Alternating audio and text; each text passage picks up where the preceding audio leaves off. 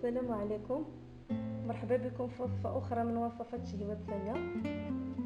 كما وعدتكم غنشوفوا حلويات ديال العيد. غنبداو بهاد الحلوه فضيعات بالشكلاط والباستا. للمقادير غنحتاجو كيلو ديال الزبده مارغرين، 6 ديال الصفر ديال البيض، وكاس ونص ديال العنبه ديال الزيت، و2 كيلو ديال الطحين.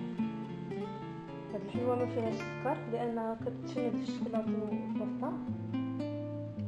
وبالنسبه للزبده راه استعملنا هاد المارغرين ديال بونو فيها نص كيلو 500 غرام. درنا جوجات، 6 ديال الصفر ديال البيض، وكاس ونص ديال الزيت، 2 كيلو ديال الطحين الفوري. كنخلطوا هاد المقادير بثلاثه، كنجمعوا بالطحين. العجينه ها هي بعد ما خلطناها كنحصلوا على عجينه رطبه. كندوزو باش كنحربلوها على شكل طبيعات في السمك ديال الصباع ديال اليد هكا. كنحربلوها على شكل عصيات طوال، كنقطعوهم بالموس على شكل تقريبا واحد 2 سنتيم تقريبا بحال كما كتشوفوا.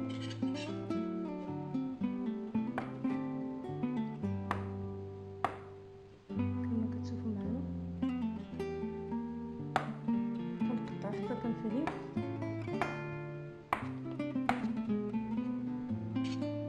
كنفتفوهم في اللاطاط ديال الفران، كندخلوهم للفران كيطيبوا كيتحمروا. كياخذوا شويه الوقت حيت العجينه ما فيهاش السكر، كتاخذ شويه الوقت باش تحمر. ملي كنخرجوهم من الفران واحد الملاحظه، كنخليو الحلوه اطول مده ممكنه، حيت الا جبناها من الفران سخونه ورميناها في الشكلاط وفي الباستا كتفرتت لينا بحال كتفرتت، لان الحلوه رطبه بزاف. فكنخليوها تبات ليله كامله، اولا كنديروها في الصباح وكنخليوها حتى العشيه عاد كنزوقوها. نتلاقاو باش نشوفوا الشكل ديال الحلوه ملي كطيب، ونشوفوا الطريقه ديال الزواق ديالها. هي الحلوه ديالنا بعد ما طابت. كندوزو دابا للتزيين. غنحتاجو باكيه ديال الشكلاط ابيض، كنذوبوها بشويه ديال الزيت، وكنحتاجو باكيه ديال الباستا اللي كتكون بالشكلاط ابيض، هاد الماركه هادي. كنطحنوها مزيان.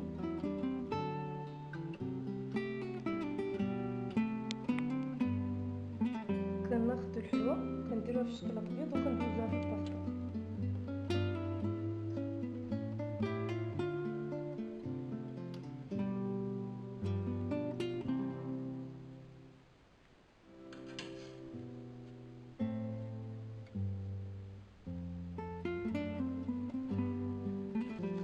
بنفس الطريقه حتى كنساليو الكميه اللي عندنا.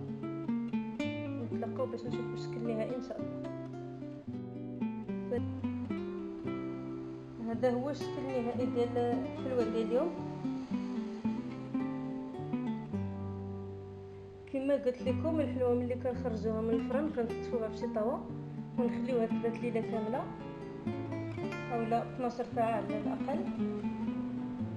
كنخليوها من بعد كنزينوها كنستفوها هكا ونخليوها في شي بلاصه بارده حيت فيها الشكلاط. نتمنى تجربوها وتعجبكم، وما تنساوش تابوناو في القناه ديالي شهوة ساميه،